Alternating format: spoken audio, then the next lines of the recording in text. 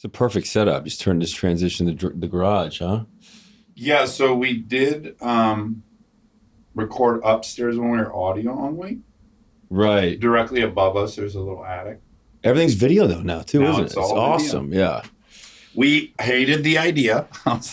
Did you? Yeah, but they forced us as part of our new Wondery deal. Well, it's probably the smartest thing. I mean, these are the talk shows. You know, this is like the real deal. Yeah. Hi, Mike. How are you? So you work with Caroline. I do. Yeah, she told me to tell you hi. She's the best. Yeah. She said you're having my favorite person. Oh my God, I got that call too. Who's Caroline? You know Caroline? In the city? Is our Dijon. Stylist. Yes. Yeah. Stylist to the stars.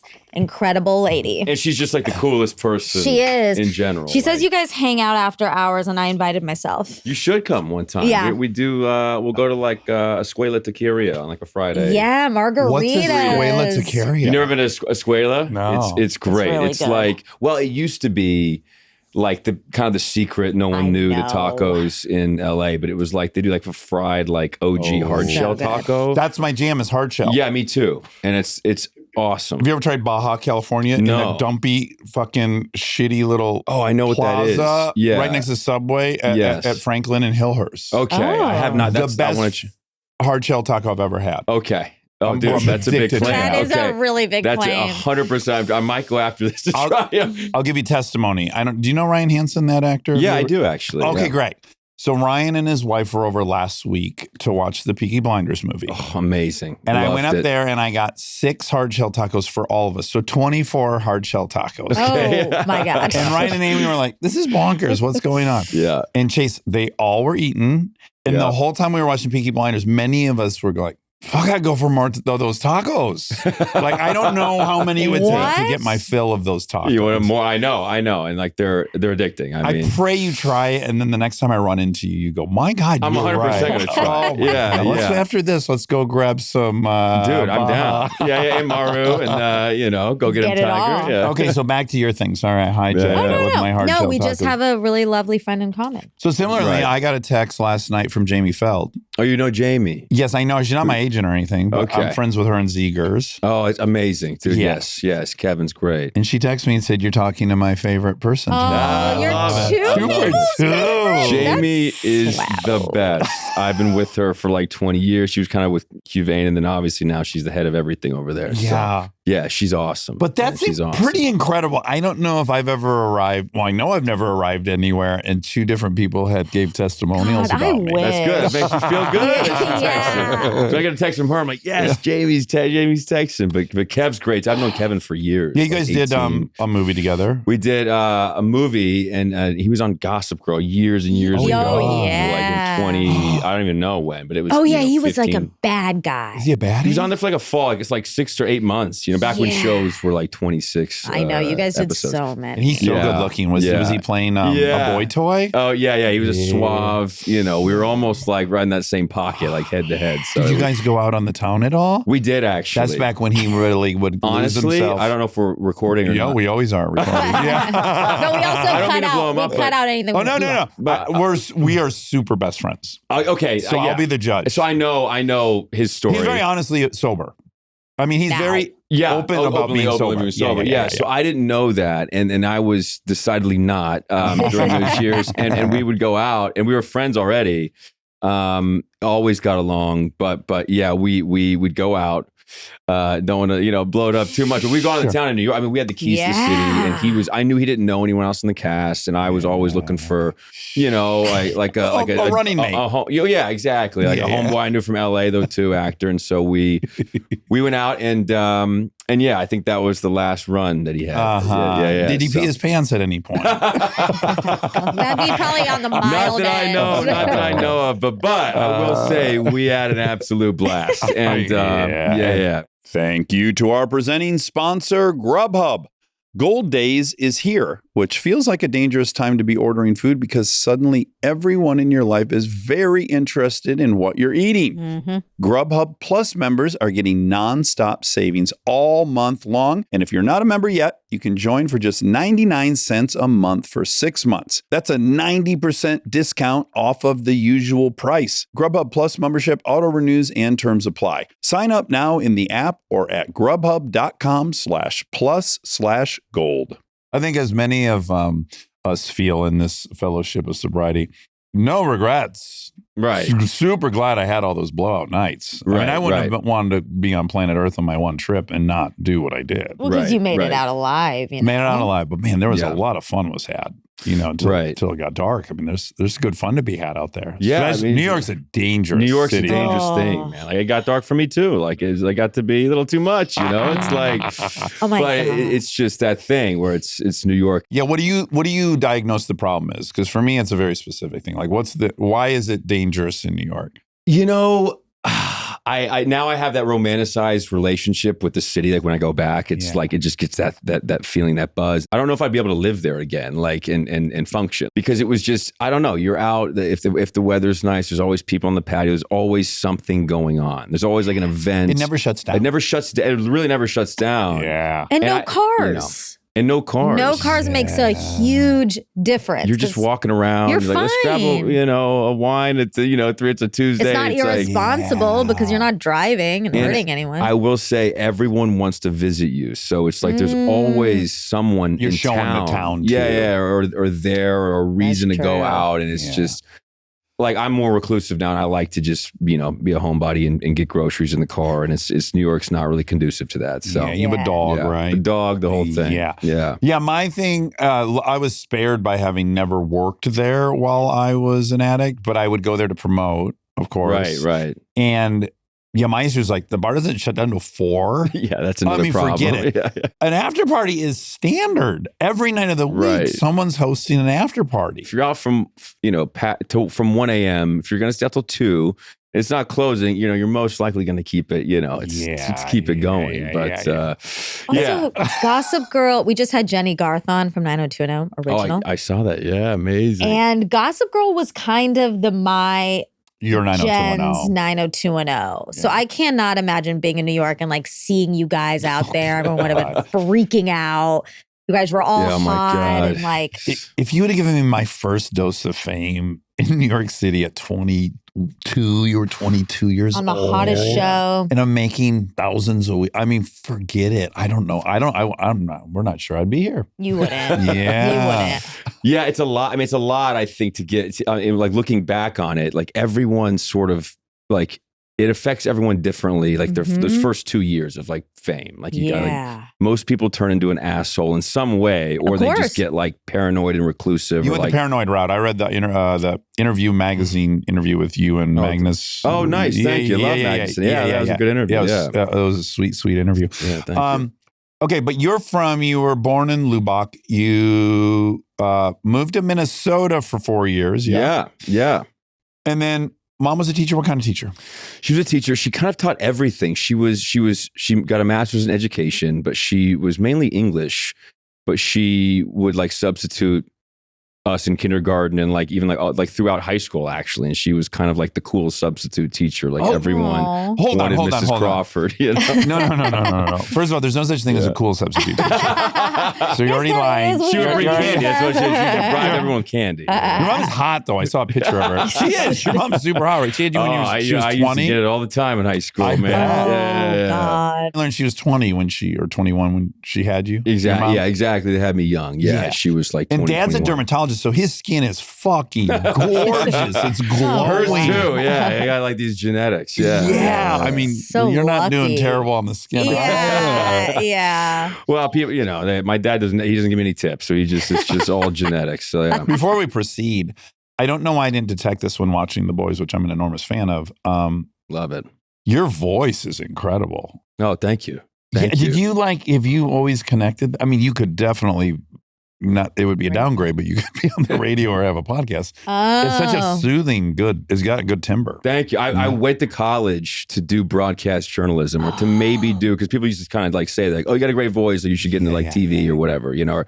And I, really fast learned that I was not good at that. Like you didn't want to do broadcast journalism, sports, in sports, even though I love sports, but thank you. Yeah. Ironic though, because Candace, is that your sister? She is. She's a journalist. She sports does journalist. Yeah, that's how she met her husband. Yeah. Okay, so back to how old were you when you left Lubbock and went to Minnesota? We were there. We were in Lubbock for like a year, and then my dad's side of the family is from Oklahoma, so Oklahoma City for like 4 years, where he did med school at OU. So Boomer Sooner. He's we're all Oklahoma Sooner fans. It's college, and his family was there. We moved to Minnesota. I was about 5. I was like 5 to 10 years old about. So he did a residency program.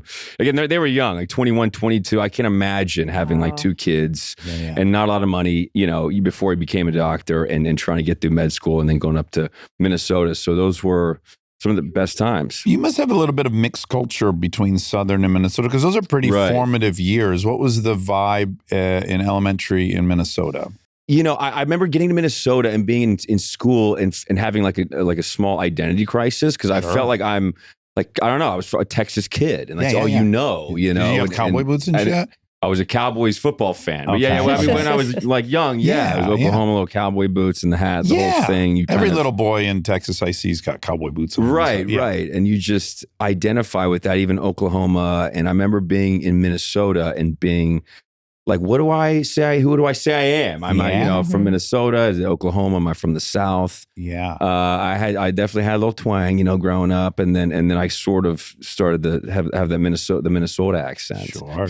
My grandparents did not like that, saying like soda pop and they did not like that. So it kind of melded the accent when I got back to Dallas after that. And what kind of boy were you? You seem like you would have gotten along with everyone. Is that?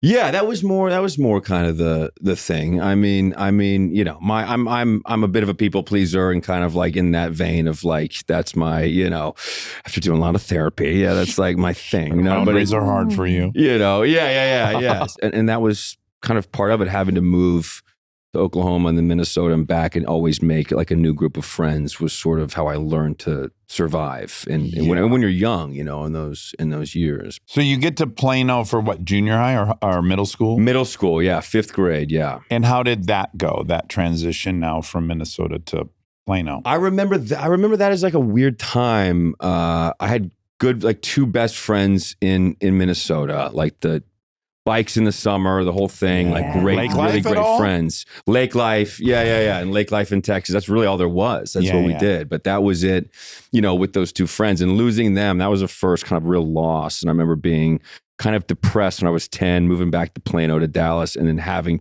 this daunting task of meeting new people and creating new relationships again. So and now you're a Vikings fan. Stressful. We did it in that Metrodome back in the day. Yeah, it's not there anymore. But is your sister younger or older? She is younger by 17 months, so we're pretty close in age. Yeah. Okay, Irish twins. And this may shock you, but she's also shockingly attractive. So the whole family, families were just. She was Miss. Miss. I'm gonna butcher it. She was Miss Texas, I think. No, or Miss. We'll fact check. I'm gonna consult this. I hate consulting it, but I will. She's way older than me in maturity level. Miss Missouri. Miss Missouri. What am I talking about? She went to school at Mizzou. Yes, okay. and she was Miss Missouri. And a contestant in Miss America. In Miss America, yeah. Now, did you grow up with everyone doing what we just did, which is like, oh my God, your family is so beautiful and so perfect? Kind of, it was more like your mom's hot, Okay, your dad's handsome. And yeah. Although your buddies probably weren't commenting on that. Fuck, man, your dad is handsome. If only you were around, I would have appreciated his skin and his stature. Okay, back to mom being a cool substitute. Boy, these substitutes, God bless them, man. They come in and you're like, oh, great, we get to fuck off today and be assholes. Completely. That's the first thing you think. Yeah. So what would happen if my mom walked in the classroom, I'd be like, guys, we're not allowed to do the thing where we're assholes today. Be nice to my mom. Yeah, I would have felt A, I would have felt embarrassed, and then B, I would have felt protective. This had to be tough. No, she would just let everyone screw off. That's why. That's why it was good. She would just like it would be a fun day, and she would kind of. I mean, she knew how to get everyone to kind of around to doing what they were supposed to do, but it was started off with like games and candy, and everyone loved Mrs. Crawford. Yeah, she was like the cool mom as well. Oh, like, good. She was like the cool mom. So you weren't embarrassed that mom was there, because that doesn't really matter how cool mom is. She's just kind of embarrassing, right? When you're a little. Well, kid. not if you have Miss Crawford, I guess. Miss Crawford was great.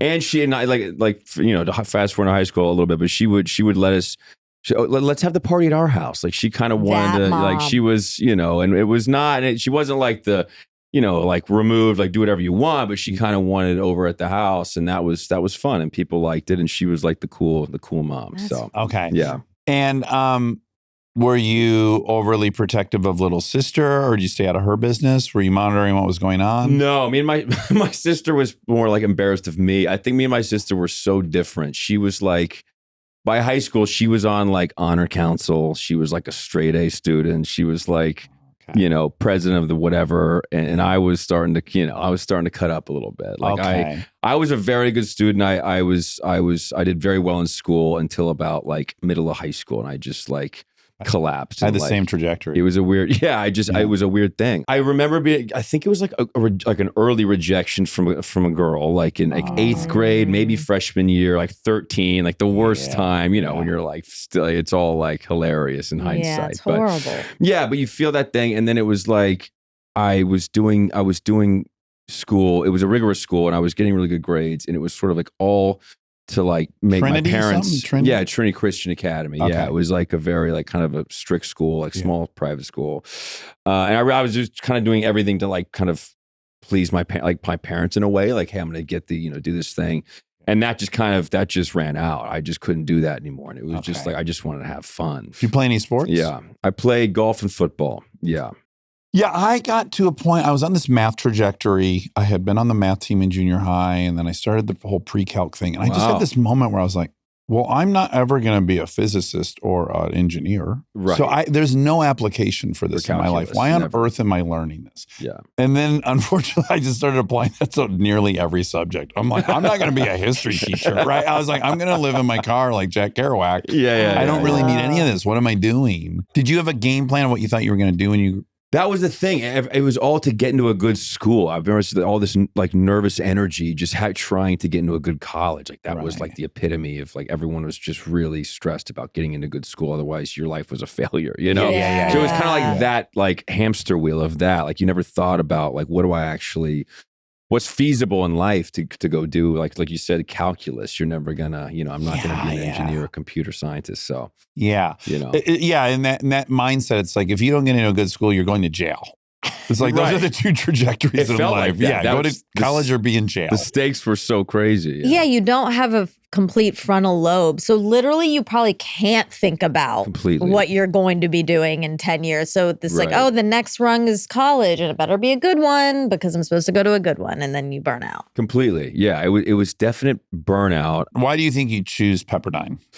To get out of Texas for 4 years. That was kind of, it was either SMU or Texas. There was a few other schools in there, but SMU is like Southern Methodist. It's like 20 minutes from my house. I was like, I don't want to be 20 minutes from mom and dad. Yeah, your mom might sub one of these classes in college.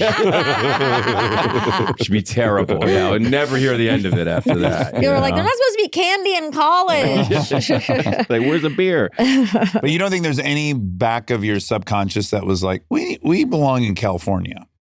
I was drawn to it. I forget what trip I took out here, and there was something like at a deep, weird level. It just felt like I've always been attracted to sort of like just getting out of the bubble and meeting new people in different, walks of life and just in different stages, which is why acting is one of my favorite things about acting is you always are meeting kind of like weird, interesting people, even if you don't get along. But who have left their hometown. Yeah, exactly. Yeah. And I always thought I would go back to Texas, or I assumed, and I just wanted to, if I could get into Pepperdine, I would, get out of Texas for 4 years. That was it. Okay, so you only did a few semesters there, right? At Pepperdine? Yeah. And for people who've never seen Pepperdine, it's almost impossible. You're on the PCH and you look to your right, and you're in the highest valued real estate in the world, and you look to your right, and there are 12 flat acres of grass. Oh, it's not flat, but it's on a hill, but just beautiful grass in this like picturesque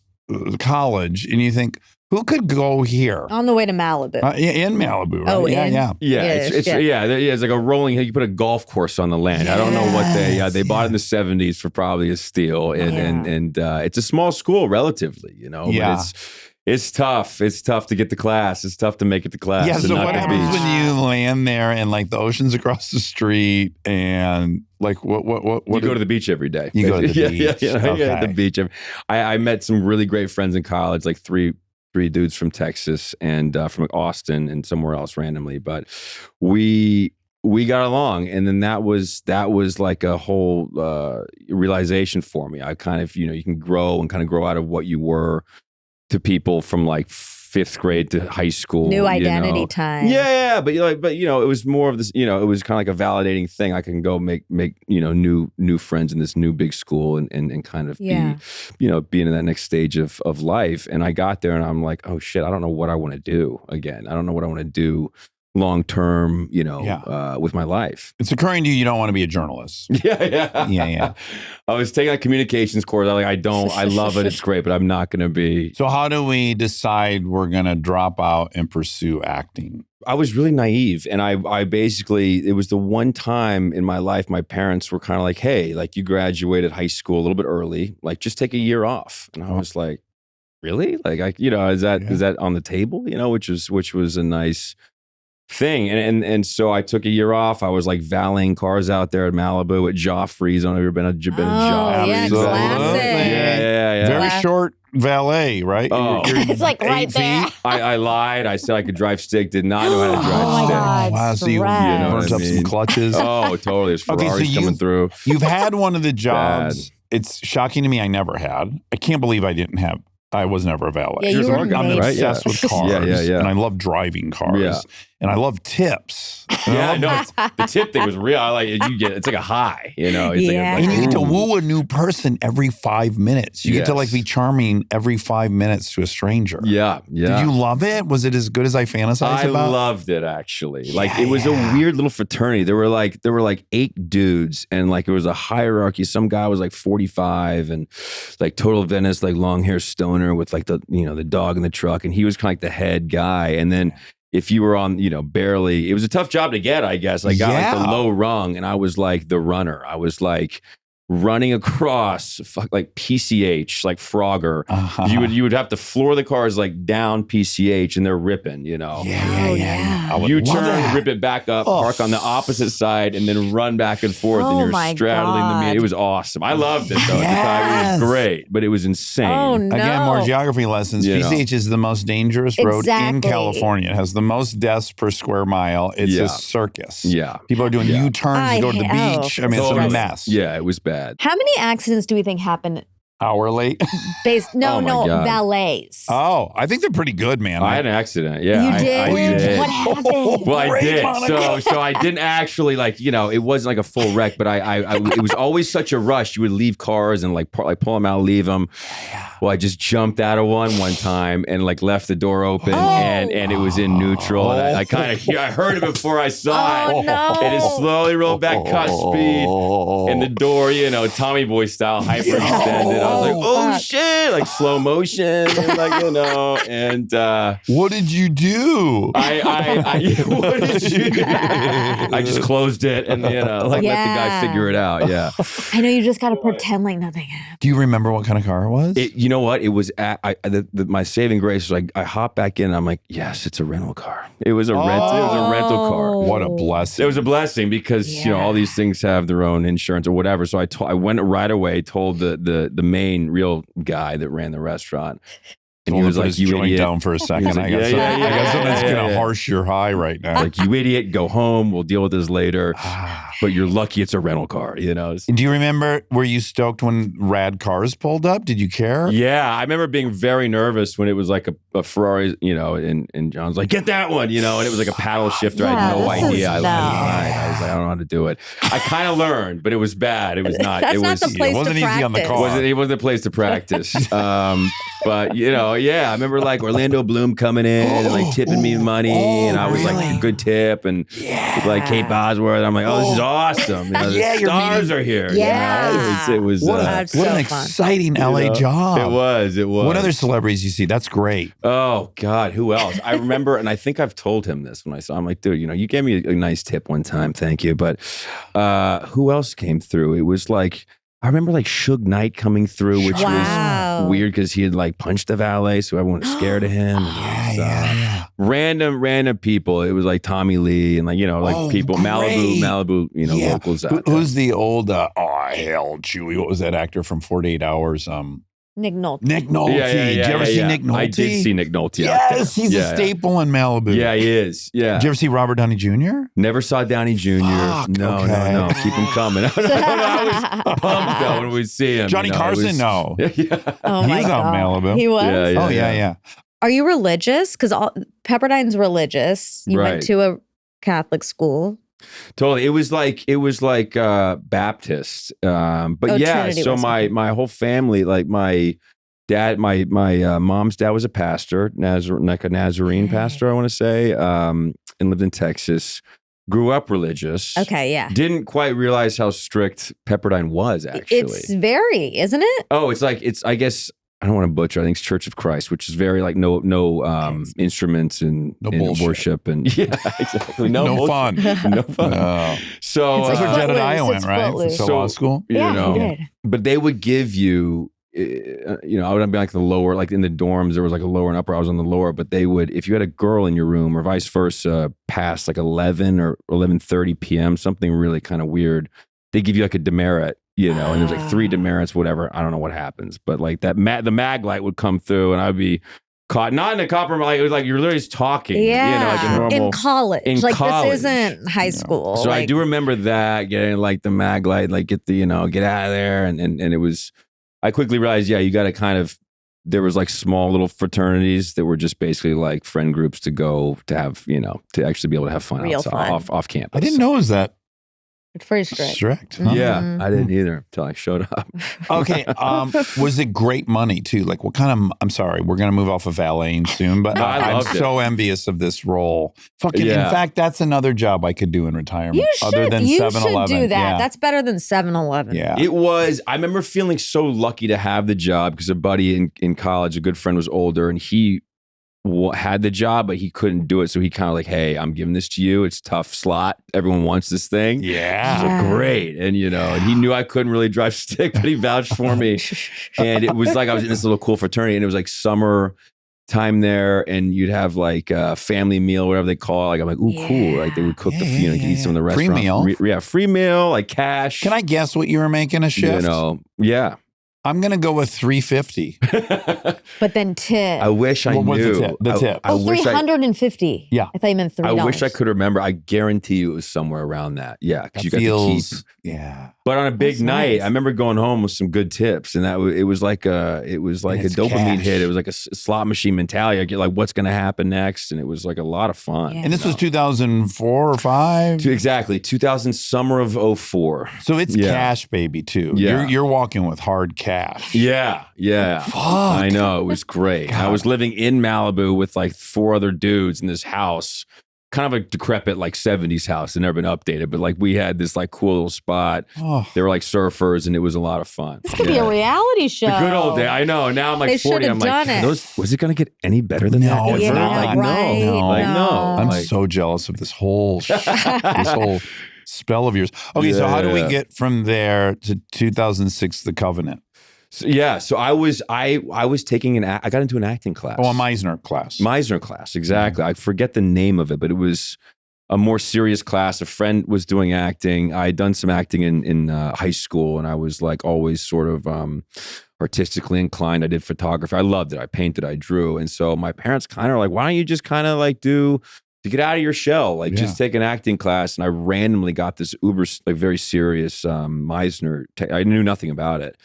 And I just I just loved it. I loved watching it. It was so abstract about coming to the door and and I was like, what is this? You didn't feel panicked like this is, I'm out of my depth? I wasn't trying to be an actor. I was so naive. There was no pressure. It was just fun, you know? Great. And like, that's great. And these kids were in there really trying. And I was like, okay, I'm going to like try and be this good actor within class. I was never thinking about really like becoming an actor. And did you get an agent from that class? I did. I had like a friend of I just kept kind of networking, and a friend who was like a actress turned manager was like, hey, I know this very low boutique small like agency. It was probably more like a management company is today, just a few people, and I went with them. Yeah.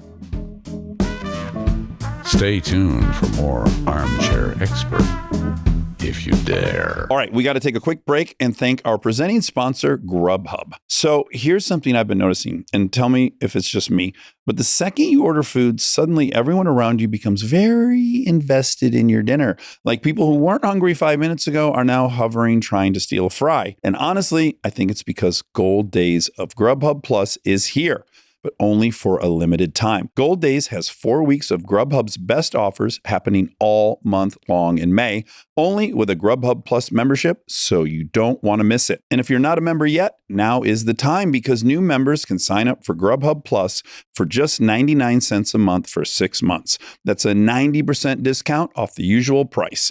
Grubhub Plus membership auto-renews and terms and additional fees apply. If you're a Grubhub Plus member, you're getting $0 delivery fees and lower service fees on eligible orders and discounted priority delivery. During Gold Days, you also get rotating weekly deals like free items, money off your order, and offers on groceries powered by Instacart. So seriously, don't wait. Sign up now in the app or at grubhub.com/plus/gold and take advantage of Gold Days and this limited time offer. Visit the app or grubhub.com for more details. Or don't. But just know, you could be the one with the fries everyone's eyeing. We are supported by Allstate. Checking Allstate first could save you hundreds on car insurance. That's smart. Not checking which platform you watch that new show on, so frustrating. 15 minutes later, you've logged into 7 apps, reset 2 passwords, and still haven't found it. Yeah, checking first is smart. So check Allstate first for a quote that could save you hundreds. You're in good hands with Allstate. Potential savings vary, subject to terms, conditions, and availability. Allstate North American Insurance Co. and affiliates, Northbrook, Illinois.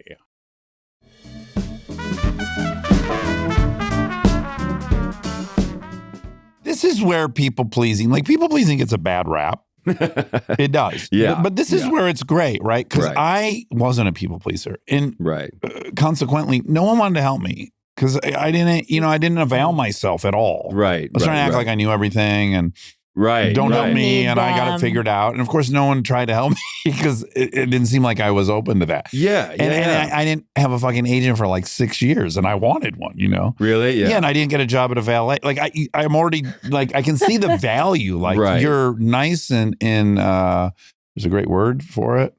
No. Amenable. Well, I was a bit of a chameleon as well. To like try and like survive as a kid. You know, you learn it was kind of a survival thing to make new friends and all the different groups. Like it wasn't like I was like completely changing who I was, but I had an ability to kind of connect with people from all walks of life. Yeah, and I think it's a great thing. And then so people are like, yeah, I'll vouch for you and I'll let you do yeah. That's what's tricky about when people are like, I'm going to stop being this way. And it's like, well, also acknowledge none of it's good or bad. It's like this characteristics also got me to here. And so what part do I keep and what part do I get rid of?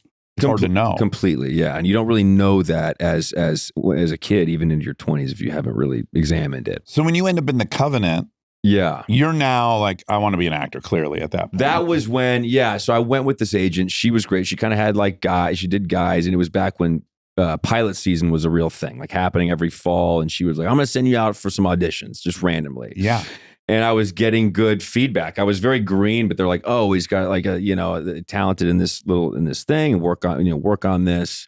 and I was doing auditions, and I was having fun with it because it was, again, I was like part-time in school. I was valeting cars, living in this house, and at the beach. Yeah, at the beach. And then the Covenant came along eventually in 2005. Yeah. And I remember it being like a cool, like, it was a real budget, like Sony Screen Gems movie, at the time. That's wild. So Taylor Kitsch was in it. Yeah, Taylor Kitsch, Sebastian Stan. Wow. A guy named Toby Hemingway, a British guy we're still friends with, and Stephen Strait was like one of the guys too. Yeah. Did you and Taylor get on?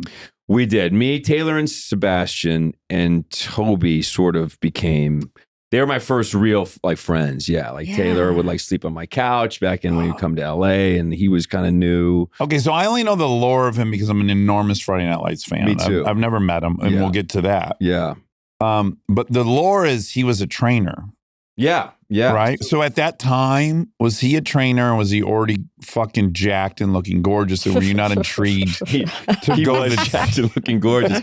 Yeah. No, that's funny because I remember like specifically remember going and meeting them for the first time in like Montreal at the hotel, and we were like gonna eat dinner, our first dinner, and like we all got like spaghetti or lasagna and all this stuff, and he kind of was like looking at us. And he got some chicken and vegetables. And cut to, he's like absolutely shredded, and like he was a nutritionist. He went to school for 2 years. He's like, you guys are killing yourselves. He basically like in hindsight, it was funny. He introduced us to all this stuff of working out and eating right, and they kind of gave us a trainer, So that was like the start of like.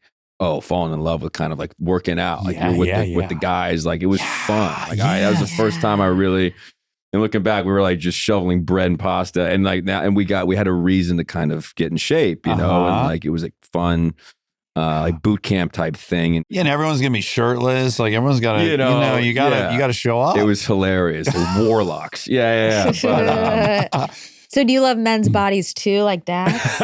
He's obsessed with men's bodies. Yeah, no, you have a good obsessed. routine, right? You go to the gym and you do the full thing. Yeah, but also I'm just obsessed with other men's bodies. Yeah, more than my own body. I'm much more obsessed with other men. If I were a good painter, I could paint right now perfectly Taylor Kitsch's body. Like I know it, like I know Brad Pitt's in Fight Club. He showed up. We were like, oh my God, because he did nutrition. He was doing modeling, but he was like really working, and he didn't have a place in LA, but he was like full on like shredded and eating right and the whole nine. It's funny because I kind of forgot that was him, because the last thing I saw him in, I think, was the Waco thing. Yeah. Where he's like not hot in that. Well, he's not ripped in that at all, I don't skinny think. For that thing. So skinny. So that's kind of my new version. Well, you need to rewatch FNL. We just rewatched it because of our daughters. We're finally old enough. And I was like, it is the best show ever. Incredible. And the story there was like, we shot the thing, we come back, he stays in my couch for like a month, and he was like, oh, I'm like going to screen test for the show, and I had been auditioning for it, and I got a test deal to read for the quarterback for Jason Street. Oh my God. And I was like QB1. So excited because I knew he was basically going to be Riggins. He had to jump through one more hoop, and I was like, oh, the idea of like we'd just become friends. Like he was like my only friend in the business. Next. Like let's move to Austin and do Texas football. That's where I'm from. The dream. I didn't get it. I was so. I remember being bummed for like a month. And, that's a heartbreaker. That was a heartbreaker. I remember that was my first real like that's a role I wanted, and you'd only had good luck thus far.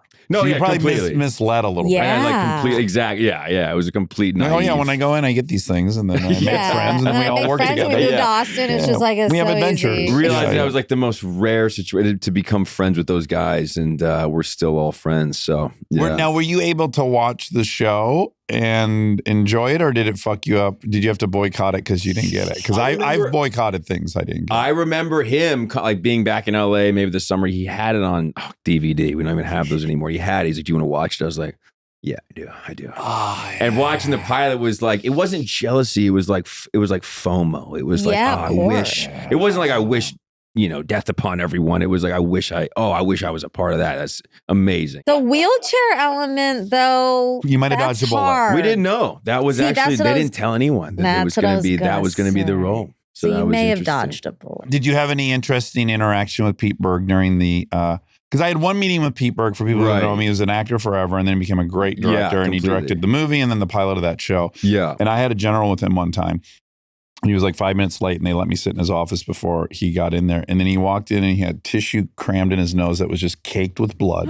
Nosebleed? And he goes, oh, sorry, man, I'm late. I was sparring with so-and-so. I'm like, this dude's such a raw dog, man. He's fucking he's broke his nose and now he's in this meeting. He was just fighting a man seconds before this meeting. He's a wild dude. Yeah. I've like been to dinner with him with mutual friends since. Like, he's a great guy. I remember him in the room though. And like I remember him being in the room and directing the audition, the screen test, and throwing me like curveballs a bit, which at the time I was like freaking out. I don't know how to be off the script, you know? Yeah. But that was, in hindsight, that was cool. Like I would appreciate that more now, like the improv nature of that, you know, which was he was okay, you're in an interview, like you're asking, you know, he'd throw me questions, you know, how would you answer this as the quarterback, which really threw me, which is probably why I didn't get it. But but now I would welcome that. Okay, and then Gossip Girl comes pretty quickly after that, right? So the heartbreak doesn't last terribly long. What do you think the duration is between screen testing for Friday Night Lights and then exactly a year? It was the next pilot season.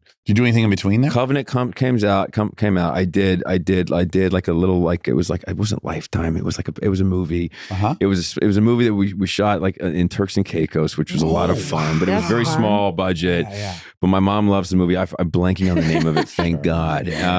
Don't go watch it. But I remember you're not feeling like that was on cool. The name at all. You know exactly the name of it. No, you should say the wrong name of the movie so we go watch like the they changed the name of it, but it was they changed this bad name anyway. But I remember it's called like The Sixth Sense or something. Yeah, exactly. Something ridiculous. No, but I came back and I got got with ICM, the new agency or whatever, because the Covenant came out, like kind of like heat, you know, exactly, sparkle. like whatever that's from, and it was like, ooh, I'm doing the thing, and then I remember going into their office to see the pilots, and it was like, oh, you know, these hard scripts, and it said Gossip Girl. And I'm like, that's like the stupidest name ever for a show, you know? I was like, they're gonna change that name, change it. Sounds a little emasculating. Like, I'm gonna be on a show called Gossip Girl. It sounds so weird. I didn't realize it was a book, like a whole book franchise, and they had people that were, you know, fans of it. And I'm offended you hadn't been reading the Gossip Girl YA. You didn't read those growing up?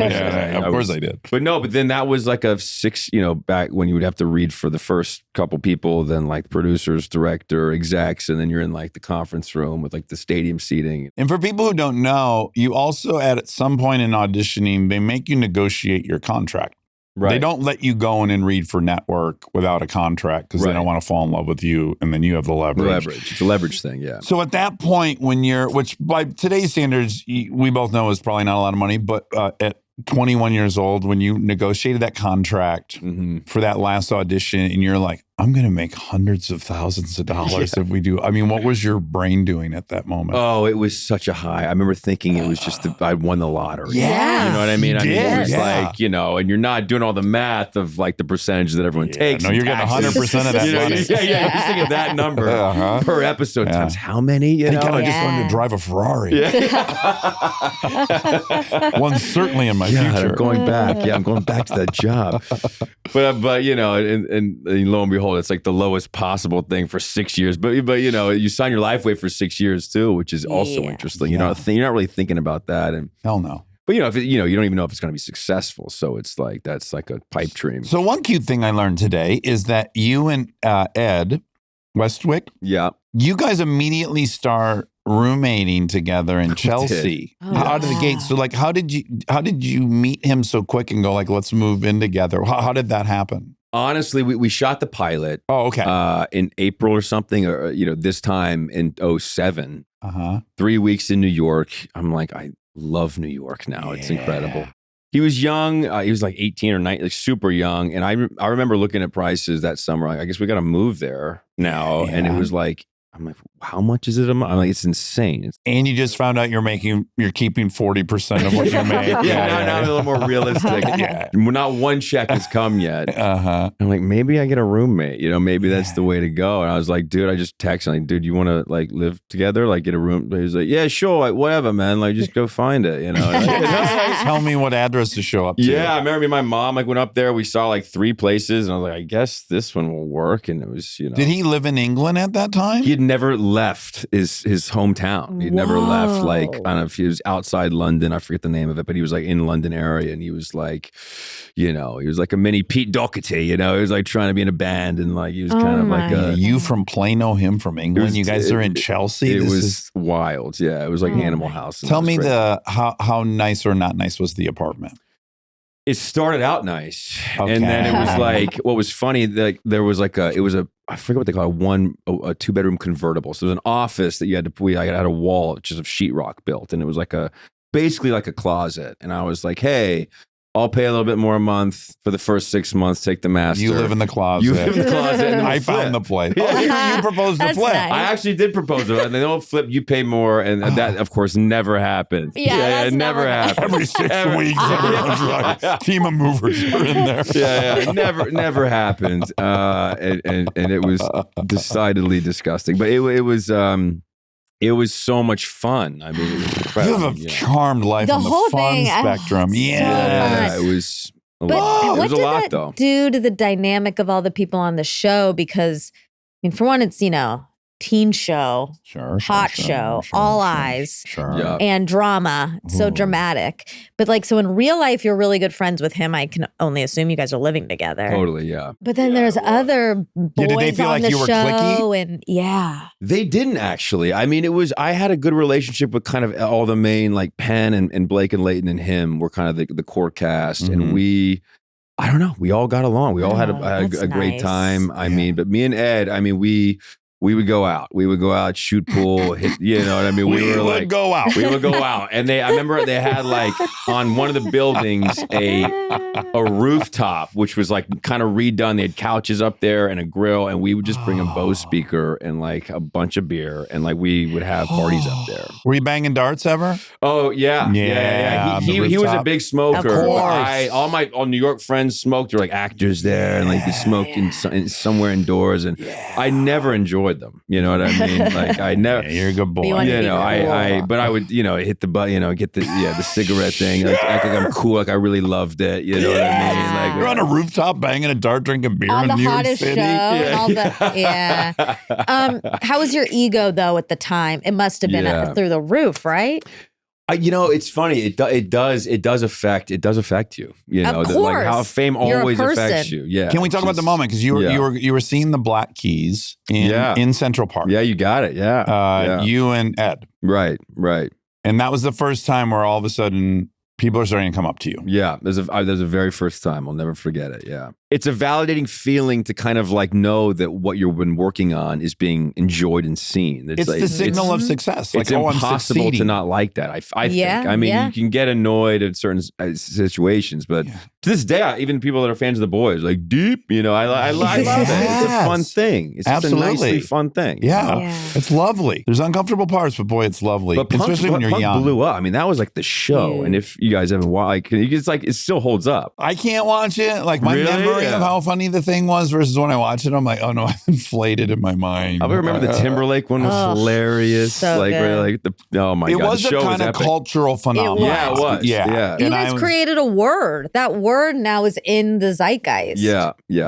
So it was after 8 years of auditioning, not getting anything. It was a rocket ship at the After 8-year that marker. too, probably. Right? Yeah. And so you already hinted at it, but it can make you an asshole, or it can make you a bit paranoid. And it sounds like you went down the paranoid route. So a little bit, how is it affecting you? And I would imagine it's more tolerable when you're drunk. Right. So this becomes now like it becomes a great companion piece to this new experience. It does.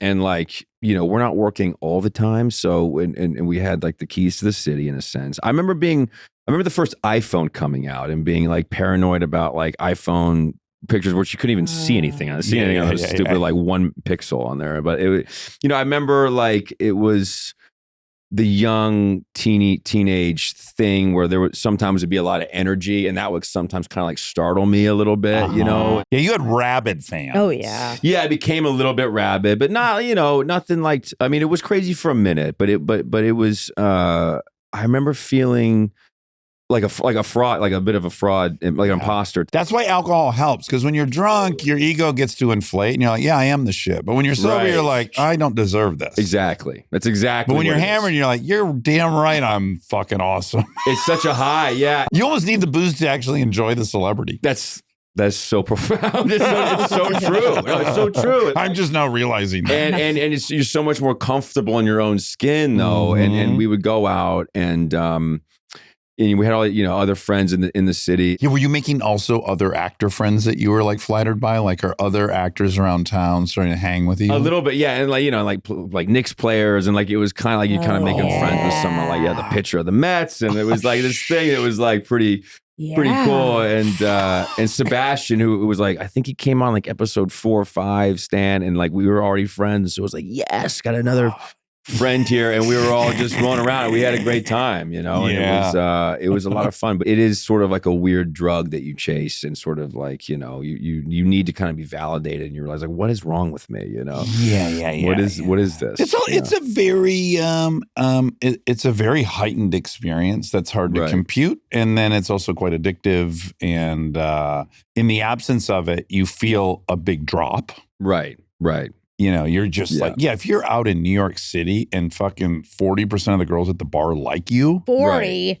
99. I'm trying to be, probably 99. As one of them, I will tell you 99. Yeah, man, that's a special experience. Yeah. It was good for a while, and then it is a bit empty though. It's like an empty, like you're trying to keep chasing that feeling or that high. Well, you feel it when you're not experiencing. Again, it's so high. Right. It kind of like drives you that question, like why? Like why am I doing this? What am I doing? What am I going to do next? I need to like kind of maintain this thing, that's been created, and how do I kind of like what's my reason for like doing the next project or picking the next thing, and how if it's fame and you're trying to maintain that, it's just it's a lose-lose. Yes. Did it ever get weird like on set while you guys were becoming these big stars, where you guys kind of like, do you guys know, like, I'm a big star? Like on set when they would ask you to do things, or you'd have to be there for so many hours, were you guys like, do you know who I am? All of you were all becoming such big stars. We were pretty lucky. I feel like everyone was in their own respects, like very well adjusted. Like everyone was cool, and you're working with everyone at some point. Like the characters are, and 1,000 episodes are gonna sleep together. Like you have like 6 months with someone, then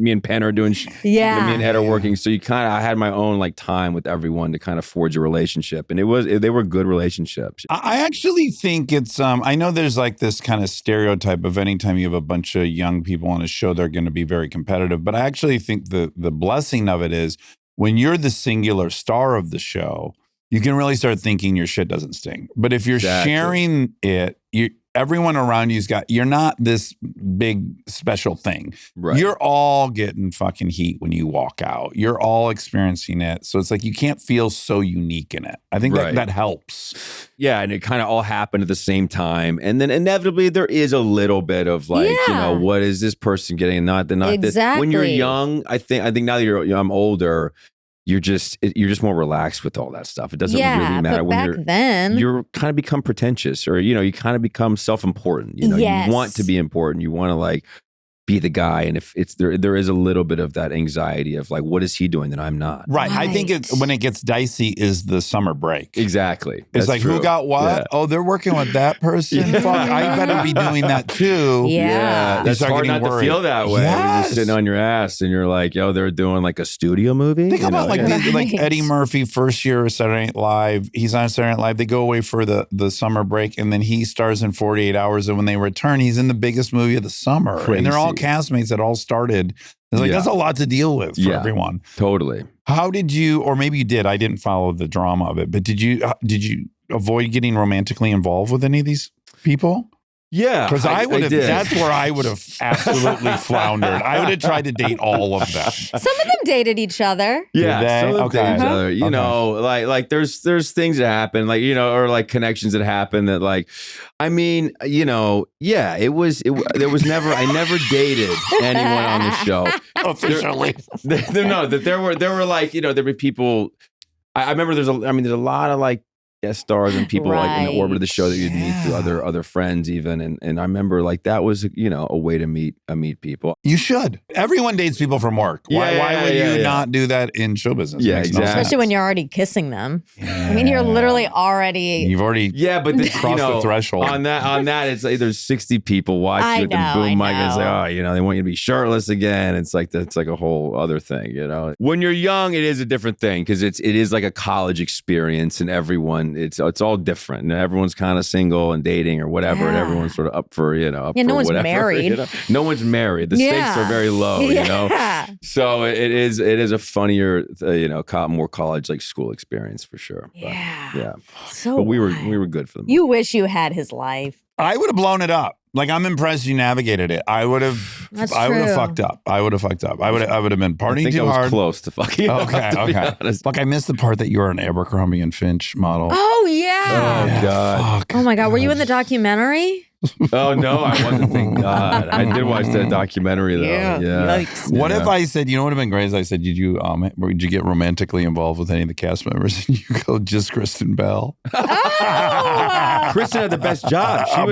She was in this room with a mic, like doing it weekly, and that was amazing. I mean, we had started dating just as she was getting that offer to do that. Really? Yeah. And she's like, "This is pretty great. I'm getting like an episodic fee, and I think it's going to be about 15 minins a week." Yeah, and she got they redid it, right? Yeah, she got for that one too. Suck off of that. Yeah, and it showed her voiceover skills, which took her someplace, we could say. Right. No, completely. My last question on that period is how blessed or resentful do you feel that you guys got to do that just before social media was a thing? That's a good question. I feel really blessed, actually. I mean, in some weird way, Gossip Girl was ahead of its time because it was about like this blogger and like it kind of was looking at that social media thing in a different way. But it was. I'm just so thankful that wasn't around when we were there. I mean, how many athletes and actors just get like, you tweet something when you're 18, 20, you do something, it's videos last for forever. I would have a ton to say. I mean, yeah, I probably would have lost everything if they were like the video thing was real. But the other flip side of that is I wish I'd started an Instagram account when Ashton Kutcher did at the very beginning. Like I would have 1 million, So that's what I was going to say. The con of it not being there is there are so many people that have been on these shows that they're very zeitgeisty and all young people like them, but they're not huge ratings hit. People aren't renegotiating, making a ton of money. Right. But they're making a killing on their social media, which is a nice little thing that you probably could have also made a ton of money outside of the show had that been around at that time. Yeah, and I kind of missed a generation. Like I'm not all about putting myself out there all the time. It's kind of like But you've had some success in it. You and Miles Teller dancing and stuff. Those have gone. That was against my will. That was there's many videos. There's not just one. There's a golf one you're probably referencing, but you guys are shirtless and masks. Yeah. You're doing a lot of dancing. Everyone's bodies look great. You've by the way, a deep dive. Yeah, that was the pandemic. That was when we all went a little crazy, didn't it? Yeah. Okay, so when the show ended, I had this very mixed feeling about Parenthood ending, which is I also had done 6 years on that show, like you did 6 years, right? On Gossip Girl. Yeah. And I had these two feelings, which was like, one was I could have done that show for the rest of my life. I loved everyone so much. It was such a lovely work environment. I had such freedom. And also, if I do anything for 6 years, I'm kind of like, okay, I want a new experience. So what were you feeling like when it ended? With the Gossip Girl thing ending, I got super depressed, and it was way out of left field because I felt like I had to move back to Los Angeles. You probably did need to for your health. Yeah, no, completely. But I kind of remember thinking, why didn't I just invest and buy a place and stay in New York? I'm glad I didn't, but I remember getting plopped back in LA, and it's like anything else, like that those people become your identity in a way. They're family, and that's I realized that became really important to me. It's the hair and makeup girls you talk to every day. It's the transpo guy that picks you up. It's just that rhythm and that you are somebody and you mean something in that sphere. And the schedule's tethering you. Completely. It's what's allowing you to go be a fucking maniac and enjoy for it 4 days Yeah. a week because you click back into the routine and it's stabilizing. Yes. Yeah. And I got spit back out here, and I remember being like depressed for 6 months. Not, listen, not like clinically, like I could get out. I was getting out of bed, but I was definitely like I was not in a good way. Yeah, I was not in a good way. And I would imagine too, like, or at least in my experience, is like you have all these waves of thought. It's like you first get off the show and you're like, okay, I probably have a lot of options. And so I got to choose correctly. And then a couple of months goes by and all of a sudden you're like, do I have this many options? And you start recalculating what you're going to do. It's like, it can be madness trying to figure out what you're supposed to follow up something like a Parenthood or a Gossip Girl with. Yeah. And people think, you're the star of this show. But in the reality of it, in the industry, it's a double-edged sword. You're like the pretty boy who was like on a CW show, right? Uh-huh. And that honestly was you don't want to see you're in the doghouse, but there is a little bit of that. Yeah. That was the reality I was facing coming back, because I think you have all these options and these offers and whatever, but it was like you have an option to do the same thing. Probably an option to do the same thing. People don't really have an imagination in casting. You kind of got to prove yourself, which is well and good. Yeah. But I remember it being limited, and not realizing, oh shit, I'm not getting the looks I'm wanting, and even if I'm getting close to stuff and putting in good work, it's like, oh, it's not a good fit. So it was a bit of like wanting to really, really switch it up. And you start, I don't know about you, but you also start losing faith in your confidence. Like you're like, I got to readjust what I think I'm going to be able to get into. It was a real lesson for the first time of like, oh, okay, I was stripped kind of all the confidence, and how do you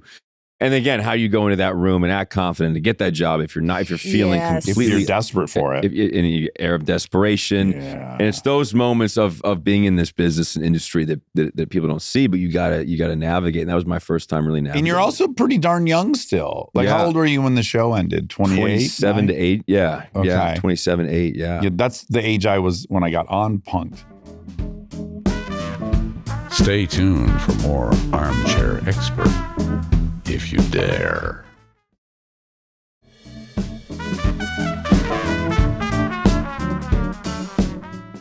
Let me ask you this. Did you have a chip on your shoulder about the show? Because I don't anymore. I have nothing but gratitude. But I had a few years where I couldn't stand when people would bring up Punk to me. Really? Yes, because it was like, it was a reality show. And they would ask me like, what's it like to act when I was promoting Without a Paddle? And I was like, I've been acting. That's the most acting. Like I convinced a real person, question. Yeah. And I was just so defensive about it being a reality show. And then, were you friends with Ash? And I'm like, no, he didn't give me. I didn't know him. I just had all these chips on my shoulder about it. I did too, for sure. I would feel defensive, I guess is the only word for it. I just feel like defensive. Like, don't ask me about that. You know what I mean? I'm moving on to other things.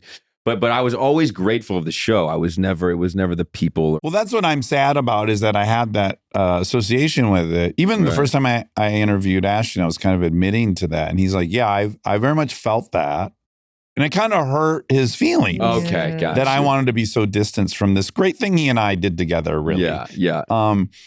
And now, of course, I can go like, oh my God, no one gets to be on a cultural phenomenon. Exactly. Like, and I can't believe I never had apex gratitude for it. Like, of course, I always had the gratitude that it gave me all the opportunities I ended up getting. Right. But also just like, dude, if you're on something like that one time in your life, like that's going to the Super Bowl. Like it just doesn't happen. It's hard. It doesn't happen. It's hard to get to that rarefied air. It really is. Yeah. But again, you're so scared because you've had that. Yeah. It's like, oh my God, how on earth do I get on another thing of that kind of cultural momentum? Yeah. Right. Which is tough. And now that it's had this weird life, through streaming, it's had like these 9 lives in the same age, fan comes up, and I love it. I love it now. But there was a time when I was really like, it just felt like this black cloud, I couldn't get away from, and it was hard to like break out of that. Yeah, like now I could sit down, I could do an entire, by the way, I used to have it with Kristen too. It's like every interview I'd get in, they would ask me about Kristen. Right. And I'm like, oh, I'm only here because they want to hear about Kristen. Right. And then I was smart enough to realize like, oh, when I see Kristen, all they do is ask about me.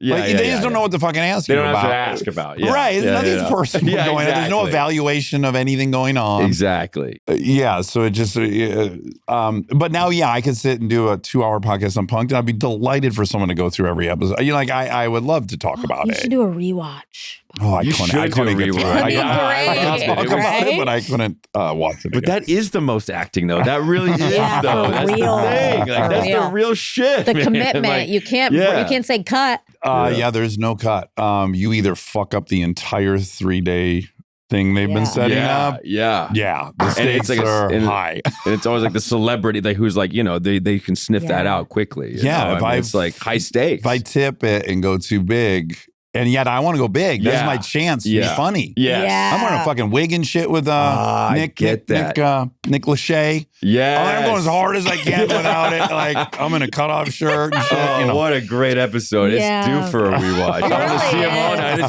brilliant. It's my so favorite. it's so good. Yeah, I've watched it recently, like even after knowing him, and I'm like, it's so good. Like Jury Duty's great and all, but it's not punked. That was like the thing, man. It was the best. It was really So, good. Yeah. walk me through this chapter, right? This is a chapter between, I would say, Gossip Girl and the boys. Right.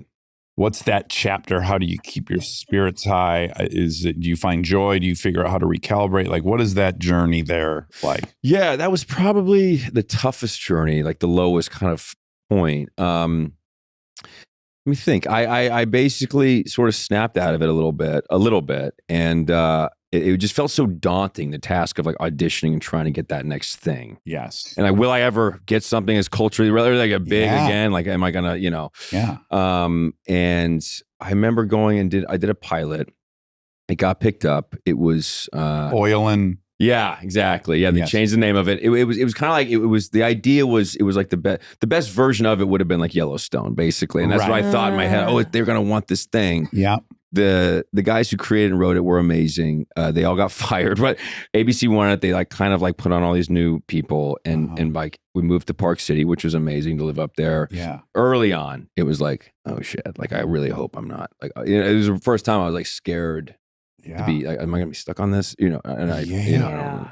no, I mean, it was a great experience, but like I was a little nervous about it. No, again, it was fine to be stranded in New York City as a young person. Yeah, but you probably never envisioned moving to Park City, Utah when you left Dallas. I mean, that's a big part of the job that I think is fine to be like, well, I don't know. Like, Or live in Canada for 7-8 years. Right, It's a big, it's a nomadic leave your thing. life. Yeah. And it's scary. I bought a truck, drove out there. It was great for a while, but it's a sleepy town. It's not New York, and I thank God I got a girlfriend. That was kind of a nice like thing. I dated a girl that we were working Your longest together. relationship, 3 years. Yeah, exactly. Yeah, congratulations. Exactly. Thank you. Thank you. Yeah. That's interesting because if you meet and you fall in love and you're both out of town, like of course you're going to fall in love. You're both lonely and out of town. Yeah. Right. Exactly. And then you're like, you're also playing house. Yeah. Totally. Right. Totally. That's a good way to put it. Yeah. Yeah. And then you got to return to real life back and forth. I don't know. I think that would be weird. Yeah. Weird. I've It's a never weird done thing. that full experience, but I could see it being tricky. And somehow we did. We navigated it. It ended. It was actually like in totality, it was like, oh, that was actually great. I did 13 episodes of this thing. We kind of had like summer through winter in Park City. It was great. Yes. It was like the perfect thing. And then you guys stayed together for a long time. And we stayed together. Yeah, we did. And we worked that out. And that's when I realized I am better in a relationship. I'm just, you know what I mean? Like single me is not like the best version, but in a way. Well, there's a lot of data to support that. Like married guys live like 11 years longer. Yeah, I mean, exactly. it's like, Ton. we're not great on our own. You guys like don't You go to know. the doctor. Right. No, yeah. I realized I like need some help. So, no, and that was all great. And, we're still friends. What do you do wrong in relationships? What do I do wrong? I just try too hard. I'm just too I love perfect. You're too just much. Yeah, I love too hard. Yeah. I'll go first. Yeah, what do you think? Yeah, I had this relationship with the girl I just mentioned, Bree, for 9 years. Right. And I left that one, and there's no way it could have been her fault. I mean, she was a great human being. I had to be responsible for a lot of it. Right. And I had to, I think I had the wherewithal. I was like 36 at the time or something. And I was like, okay, we're going to enter a new relationship. We got to figure out what we were doing wrong. Like clearly I need to break some habits, but it was like, I'm probably a bit I want them to think like me too much. Mm-hmm.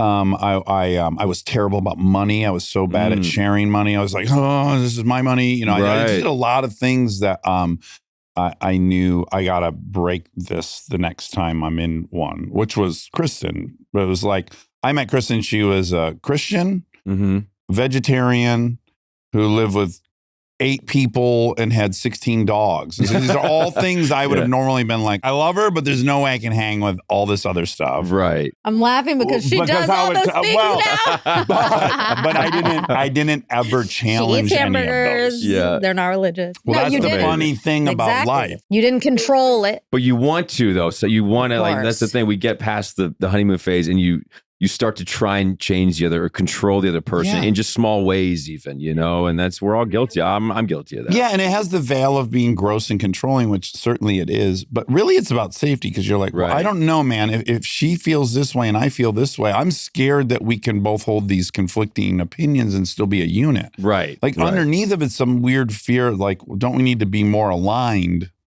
in order for it to work? Like, I don't think it's entirely disgusting in premise, right, of why you're acting that way. It's just like, well, how are we gonna? I remember we had a fight one time about like, if we had kids, what were we gonna raise them with religion, right? And after that fight, I was like, just not bringing that up. I think I had a wise person in AA tell me, I'm sorry, is she pregnant?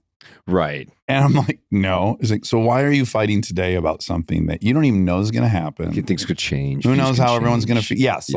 You're living so far in the future. You guys are having a fight about something in the future that is so out of touch. Right. And I was like, you're right. And then I never brought it up again, right? We get worried about those things before they happen. You want to like get to the point. I mean, one of my biggest things is probably, I'm like a bottler, you know, and I have a tough time.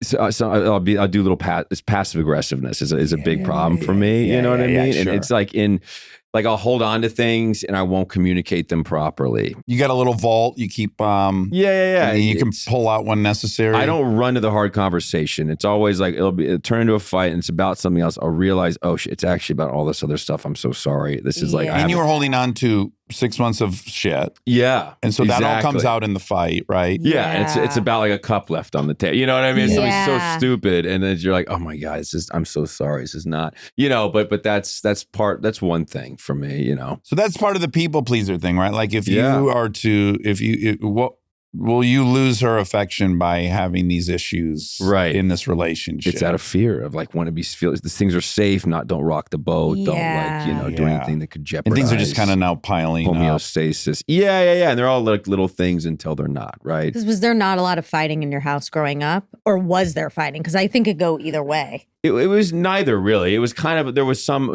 you know, of both really. I mean, my parents were really young. I'm like, I can't believe they even like got through that time. I know. Med school. Like, shocking. Couldn't even like, I can barely have a dog now. I'm 40. You know what I mean? It's how would I have dealt with like, you know, 20 with 2 kids, but they were amazing. Yeah. And they figured it out. Yeah. Med school workload and 2 little kids. Yeah. I can imagine. That. And your mom's living somewhere she didn't want to live. Right. Yeah. In Minnesota. Yeah. She did not like putting those chains on that van. She's in Park City. Yeah.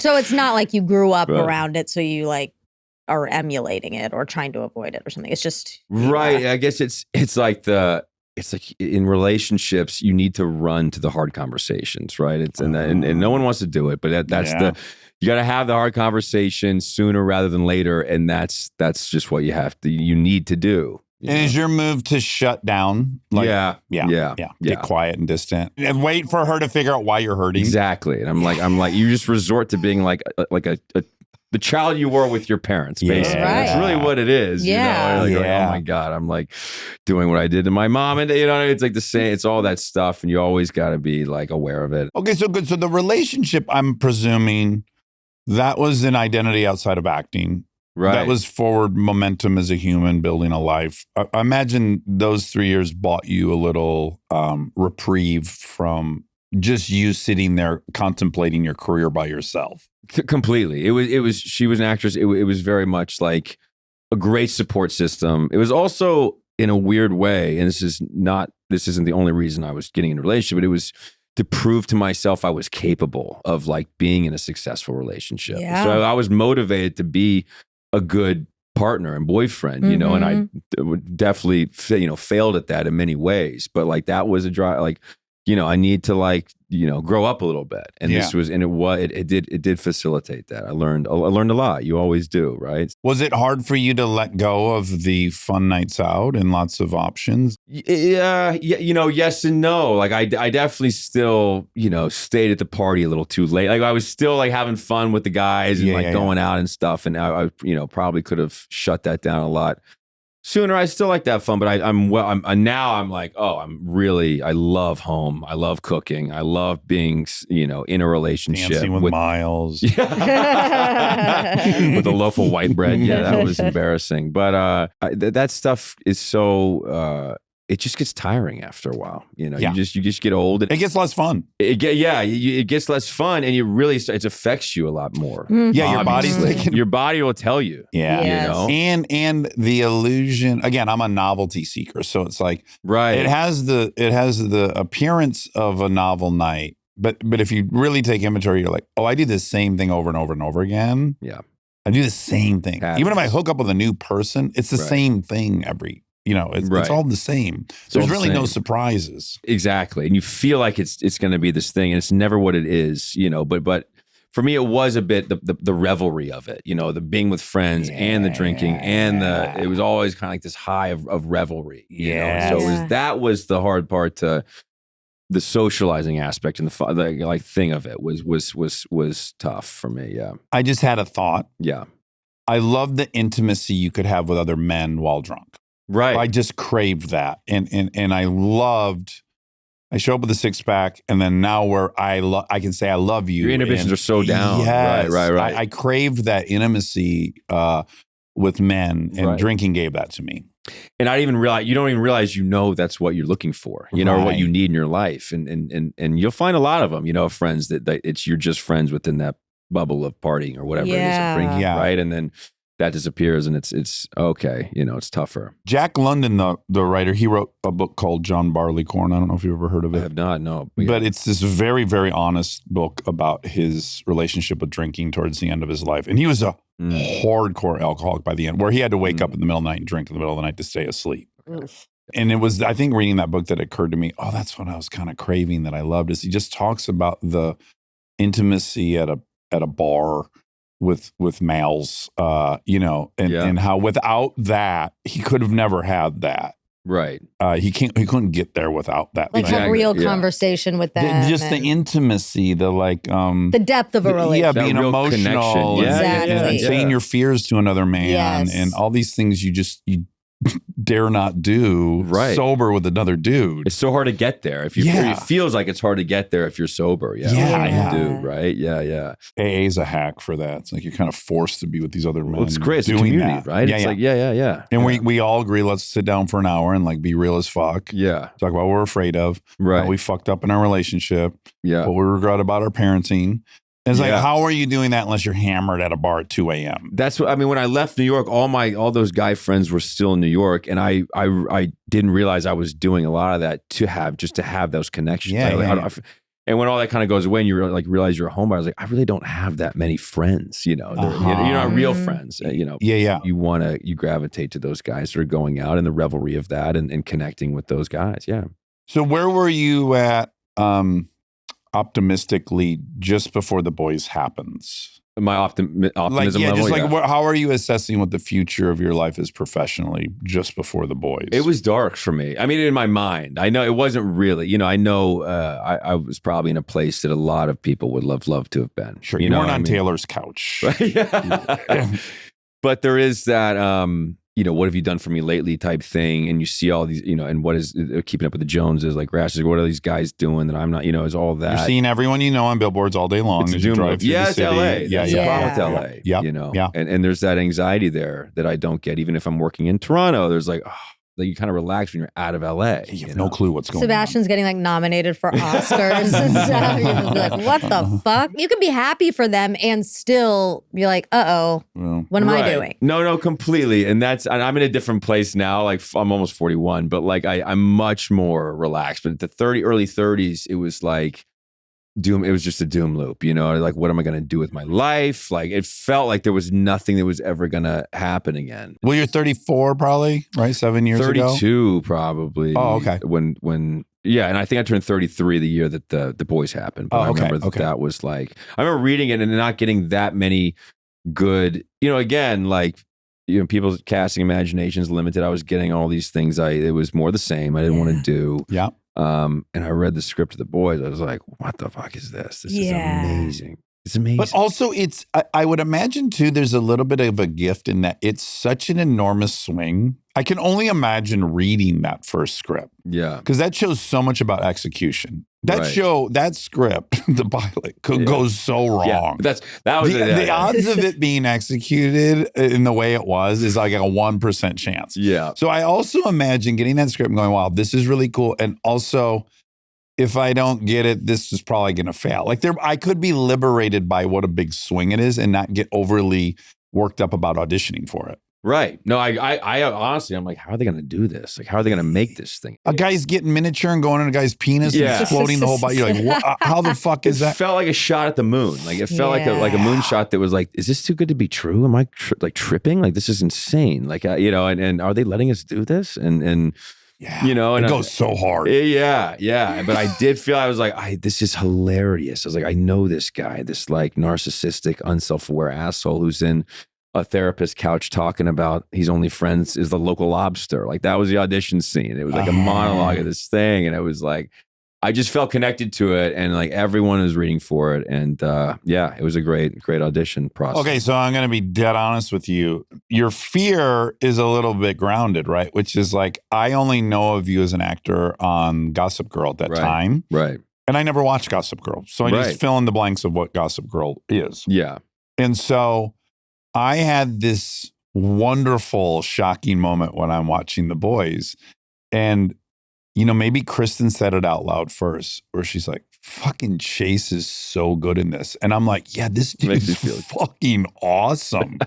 It was like a huge revelation to me. I was well, this dude has got no vanity. You're so the butt of every joke. Right. And you are just fucking driving straight into it. And you're not protecting yourself at all. Thank you. It's the way you got to play that character. It's the only way to do it. But a lot of actors would get vain and they would just wink enough to go, I want you to know I'm in on it. Yeah. It's very tempting to go, I want the audience to know I'm a little in on it. I've always appreciated in the women. You know, I think of like Margot Robbie, like, even on SNL, like she's not afraid to to go there and to like be in crazy or ugly for comedy and like do the thing. Like I feel like just the way to go about it is have no ego about it. And I think even Anthony, who plays Homelander on the show, like came into it and thought I had the same thought about me. Like, this asshole is going to try and like want, you know, be the alpha at me out. And and we had a great. It is just not the right way to play it. So we had a good time on that show. Yeah. Yeah, you're so goddamn good on it. Thanks, it's man. very really impressive. Yeah, you're fucking great. And then your body.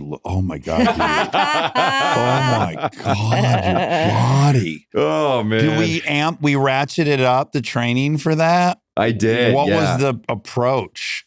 No pasta, no more fucking up in Canada eating spaghetti. Keto, I'll never do it again. It was bad for 6 months. I got so excited for this role. And I'm like, I'm going to get shredded or jacked, you know, just for fun for me. Of course. And I don't know what the suit's going to be. It was sleeveless, whatever. They didn't give us a trainer. I was like, whatever, I'm going to do it on my own.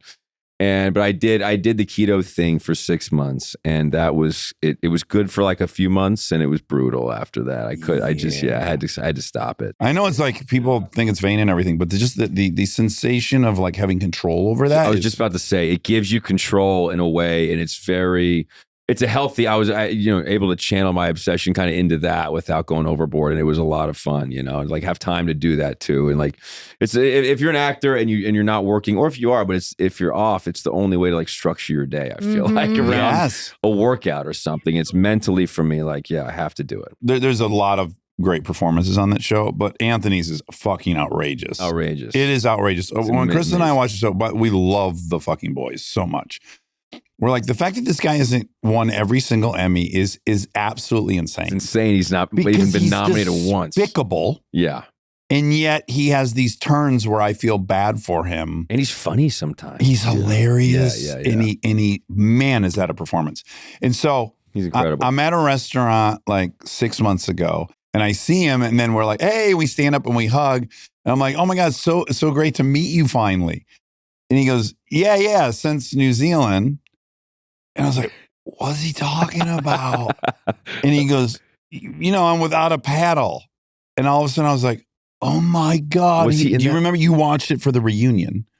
I know, but we have a dead friend. The whole movie's about our dead friend, Billy Newwood. Yeah. He played Billy Newwood. He and I was the like, guy. yes. And I'm like, oh my God. And I've seen it. I don't even remember. I'm like, dude, nothing could be more out of context. Like I met you in New Zealand 20 years ago. And yes, now, of course, I realize Did they that's show the dead both They show him, in the like our flashback scenes where like I'm wearing a leather jacket and we're like young and cool. Right. He was He's Billy a Kiwi Newwood. too. He's from New Zealand. You meet him, he's like, hey, mate, how you doing? You're like, oh, wow, different than Homelander. It's great. Where did the guy who created it, his name starts with a K. Eric Kripke.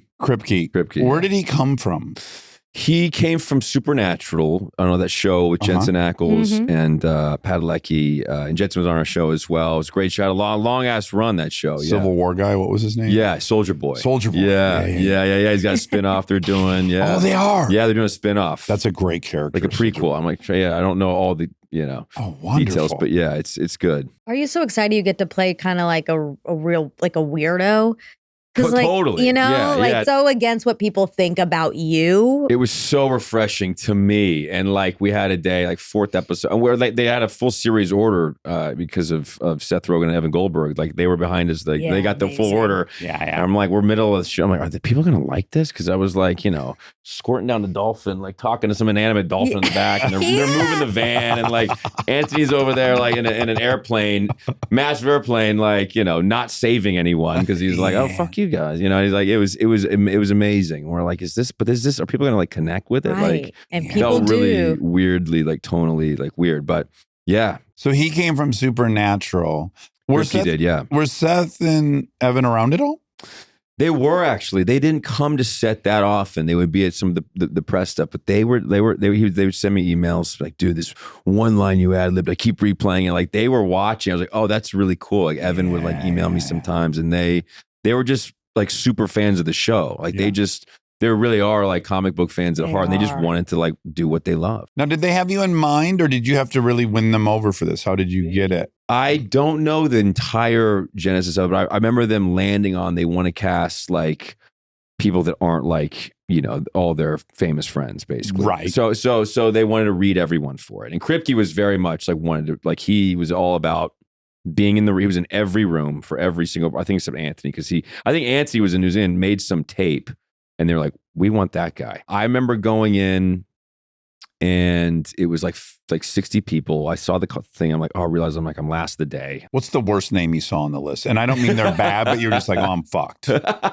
You mean like I've had this. Like actors, you mean? Well, I'll give you an example. I remember going in for Baby Mama, and I'm sitting in the waiting room, and he's next to me, James Corden, and he's telling me they just flew him from London for this callback. Like, and I go, well, I'm done. They're not spending $15,000 to bring this guy from London here. Right. I'm just here just where they can, have something. But there's these moments in auditions where you're just like, well, I'm dead. Yeah, I remember recognizing some names and some friends who had like been. They weren't actually in the room because I was like last, and I was like, I remember being like just like upset, like that. I was like, it was like these people aren't gonna. It's like a Tuesday. There's like 60 people all day. Yeah. And I didn't even realize that Kripke was going to be in the room at the time. I didn't really know. Maybe he was like the creator, or maybe I knew he's like a producer. But I remember being just irritated, and that's kind of the best. Sometimes the best state to be. Because like you kind of don't care at that point. You just don't care. You don't have this air of like, hi, like nice to meet you. Like, I can't get it now. They're dead in there. I'm thinking, I remember it was before the holidays. I'm like, they're not even going to remember this. It's going to be, they're going to go on hiatus, top of the year. They're going to keep recasting it, or, bring it back in for a million different reads or whatever. So I was literally the last person in there. And anyway, I was kind of mad, just kind of went in there and did it. And I kind of heard Kripke like chuckling in the corner, and then he was like, "Okay, try it, do it." Like, he kind of threw me a few improv things. And you had the lobster was your the lobster audition? thing, Yeah, and then it was that, and then an intense scene with Starlight Aaron's character when it was like they changed it in the pilot, in the real pilot, with this what I actually do, which is a crazy thing. And that, sexually assault her. Yeah, that wasn't in any of any of the pilots or anything. Okay, they were holding that. Yeah, they were like, hey, this was like a big storyline jumping off for her character in the comics, and we're actually going to put that back in. Yeah. And you're going to be the guy to do it. And you're like, oh. I remember being very nervous because I was like, Me Too was going out. I was like, oh God, this is terrible. Yeah, a lot of people be like, I'm not playing that. I don't want to play that. I remember being like, okay, I'm just going to own this. We're going to talk about it until we can get this thing right. And like they did. They like took it with very great care. And I was nervous as all, about that airing and like, oh my God, what are people going to say? Exactly. Is this going to be the right about timing? You, not about and the not show, wanting to be a big joke either. Like we were making fun of it, but it was they did it in a very, very real way, and it was dark, and that was kind of the theme of the show. Like you don't want to meet your heroes, and it was like this. It ruined it for the way they handled the tonal shifts on that show is sublime. It's like that you get every single thing you could want in a show in that thing. Kripke's genius, yeah. You're bringing back so many audition memories. Just thinking of sitting in the room. I can tell you, I've been numerous occasions. Like I have an audition where I'm going to have to cry, and I'm like, I can't do that on cue, right? And you're sitting there, and you can hear a guy who's 3 feet away, divided by a paper door, and this guy's bawling, and I can hear it. Yeah, and you're just like, oh. I'm so fucked. Toss the papers out. You're like, you want to leave. You go, I should just get up. No, that's when you go in and you're like, so I'm making a different choice. Exactly. And it's a choice. It's because I can't. Crying. So I'm going to do this other thing that's very hard to do also. He's like a trained British dude, of course. You're like, oh my God. Your arc on the show is, you sexually assault someone. Yeah, it's terrible. Then you got to rehab your public persona. Right. And you join this very Scientology-esque church. Amazing, yeah. And you're like, lose your autonomy in there. Right. And then they pair you with a wife. Right. And then she ditches you. And then you find love with an octopus. Like the Has there been My any, favorite. like, have you pushed back ever? Or had you just, like, I imagine after season 1, they've built now some confidence with you. Like, these motherfuckers can pull off anything. So I'm just, now I can go with God. Do you enter like season 2 just going like, oh yeah, I'll fucking snorkel beer out of someone's ass. Like I'll do anything they say because they can land the plane. Yeah, I mean, season 2 was great because they had this like mushroom tea thing, and I was like tripping with the gills and talking to them. I thought that was so great. Yeah. And funny. But then season 2, like, well, Kripke called me up and he's like, have you seen like my octopus teacher? And I was like, yeah. He's like, where are you going did it seem like that guy was like trying to fuck the octopus? I was like, kinda. I was like, what are you talking about, man? It's like, that's your storyline. Oh my God. But I remember being hesitant, but then he was like, no, but it's real. Like the only people he can connect with. He can't connect with humans. Like that's like your safe space, and you keep her like in a tank in your closet. And you're kind of mean. And she feels like a secret, and she's I know. It's very deep. He's like, you're reading poetry, Charlie. This is brilliant. You fucking didn't clean her tank, man. Yeah. Not only will you not let her be in the tank by your bed, but like it's filthy. Well, people can't see. But she's sitting in there in a murky fucking stew. It's really bad. That he you know what? It's kind of like I'm sure they've made this. It's like when people fell in love with their slaves. Munchausen syndrome kind of thing? Well, no, like really reverse? when people fell in love with their slaves, but they were still enslaved. And it was like, you're over there, but I'm going to, maybe we'll cut that. Yeah, we'll probably take Well, I make the decisions. You'll decide. Hopefully you're in a good mood. But also Munchausen's I'm very interested in as well. That's her favorite. Her 2 favorite topics are CTE and Munchausen. Yeah. Really? Yeah, I love those If you 2. met someone who Munchausen was claiming they had CTE, you would spray.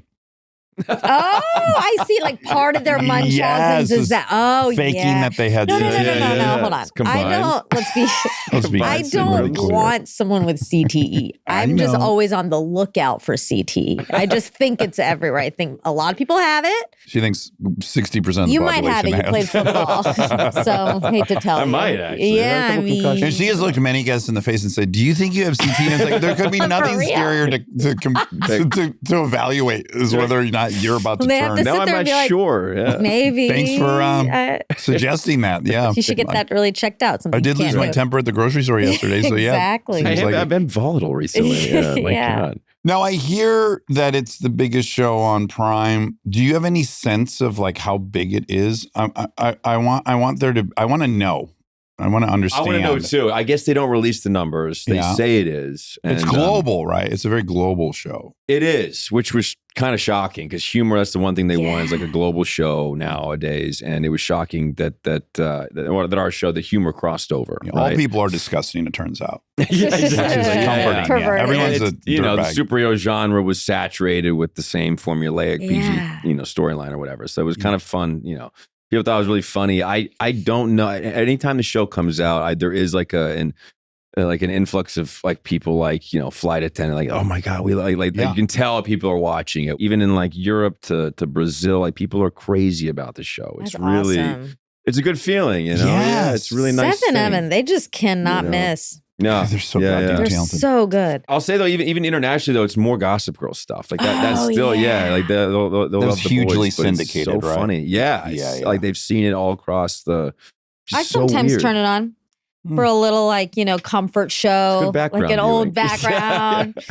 Yeah. Oh man, It's- 2009, you got people's summer's hottest bachelor. did I? You did. I would be both extremely flattered and like, that's so specific. Did you have to make up this category? Summer's yeah. hottest Is it on bachelor. People? People's summer's hottest bachelor. Such a specific award. Yeah. Congratulations. 2009. Oh, I'm Well, my heyday. this is unfair on me, but what happened with Footloose? Why were you rehearsing Oh for that? God, yeah, And that then- was an interesting story. Yeah, what happened? I remember really wanting it. It was Kenny Ortega, who's amazing. I remember telling him, I'm like, I can't sing or dance. You know what I mean? But it was an interesting challenge because they're like, no, we're gonna like learn and do this thing. And they're like, we're gonna fly you out and do a big screen test. And I rehearsed for it a little bit, but they were just kind of testing out if I was even like trainable. You know what I mean? If I even had like body awareness, like basic body awareness, or You're like any connected with type your of body at voice. all. Right. And I had a whole day of that. And what was funny about that day, actually, I was like, they put in this like reader to read opposite me, a female actress. And she was really good and like natural, and we'd eat lunch, and she was cool. Like, and I'm like, what, she's from Kentucky. It's Jennifer Lawrence. No. No way. Stop. Jennifer Lawrence. Yeah. And I remember like, As the reader? yeah, as the reader. And she was like 17, probably hadn't even done that first. Winter's Bone. Hadn't done Winter's Bone, definitely not yet. Wow. I remember her being really cool. And I was like, hey, thank you for being there with me like all day. And like, she was like, yeah, no, it was really good and whatever. And but I remember it was Jennifer Lawrence. That's so funny. So we did that. And I'm like, and I felt good about it. Kenny Ortega was like, oh, it's great. To do this thing. And I think they they wanted to go in a totally different direction at some point. They hired a new director, like, oh, but you're still going to be the guy.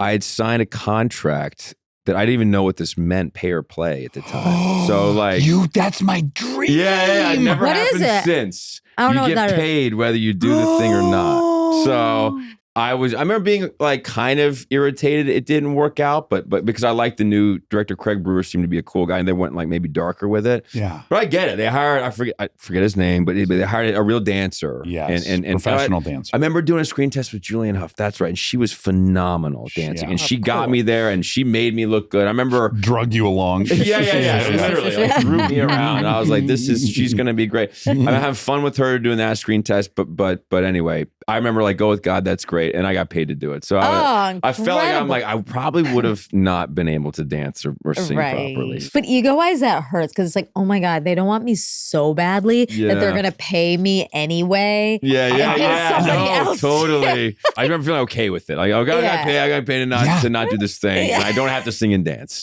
I got out of it. To do. Why would they do that? Because they need you committed. And then likewise, they can sue you for that money if you don't show up. So it's like it's a mutually assured annihilation kind of situation. That's exactly what it is. But the only time it happened to me where it was really great is I got fired from Will and Grace for episode of Will and Grace in a table read. What? Come on. That's a crazy story. Because they always tell you you're not going to get fired at the table read, but it happens. I'm going to go further and say that they kind of begged me to do it. I was like, I was too busy. I'm doing this show. But I'm friends with Sean Hayes. Finally, I'll do it. All to come in and just get fired after the table read. God, that's hilarious. But they were like, of course, they're going to still pay you. I was like, okay, that's kind of cool. And then that same week, Netflix called and they're like, do you want to be a guest judge on this cooking show? And it's X amount of money. So I just remember that day being on there and being like, oh, wow, I'm getting paid for Will and Grace right now and this cooking show. Worked out. Fuck, I finally got my dream come true. Amazing. That's great. That's great. We share in common that we've both been directed by Lake Bell. I love Lake Bell. Yeah. Ding, ding, ding. I just saw her yesterday. Did you? She's the best. She's the best. You got to go to her auction thing next time she does this auction. I'd love to. Okay, I'll tell you. I love auctions. I never miss an auction. Well, they were right. These people that told us. You're a fucking champ, Chace. Yeah. Season 5 obviously just started airing, Just came out, last week. So exciting. I know you've already been asked this, and I think you're smart in saying that the Deep is a tricky character to try to have his own show because you need some kind of redemption. He's not a fun character if he's redeemed in some weird way. Right. But with all that said, how do we keep doing the Deep? Man, I'll tell you, I pitched them a spinoff like 3 years ago, like Evan and Kripke, and like loose pitch, like over like email, or maybe it was in person. Like it was kind of like, I mean, in hindsight, it might have been before Barry, but it was like, what if he's like, he's like a shitty actor, or but he tries, like he's kicked out, and he's like a D-list actor, trying to do like some really B movie, but it was like Tropic Thunder, like you see him shooting the bad movie like Tropic Thunder, but it's like Barry. It was kind of an all over the place pitch, but I was like, what if he has to come to LA and we like, make fun of the industry type That's of thing. fun. They liked it. They're like, oh yeah, but like, now it's like no one's opening the wallets to do many things. So, but how do we keep him? He doesn't have to be fully redeemed, but it would be fun to like do a half-hour comedy. All right. Well, you probably have other plans, but I don't hate the idea of you playing the Deep in your free time. You could be president. It could be like Idiocracy. That's a good idea. Yeah. That's a good idea. All right. Well, Chace, what a delight. This has been so fun. Everyone was right. Pleasure, man. And everyone should check out The Boys. Sincerely, if you don't watch The Boys, who was I just talking to that said they had fucking Tyler outside? I couldn't believe Tyler. Get Tyler on it. I'm like, what do you hate to Tyler laugh? would you love hate it. action? Oh, you guys are fans, man. No, thank you for the kind words. Huge. And then our friend Anna. She loves it. We got screeners and I tried to give them to her. That's illegal. It didn't work anyway, so she was pissed. Yeah, leave that in or not. That'll be like with the slavery thing, whether you're okay. It's up to I'm going to decide later. It's got to stay in. All right, great meeting you. Nice to meet you too, man. Good luck with everything. Thank you, guys.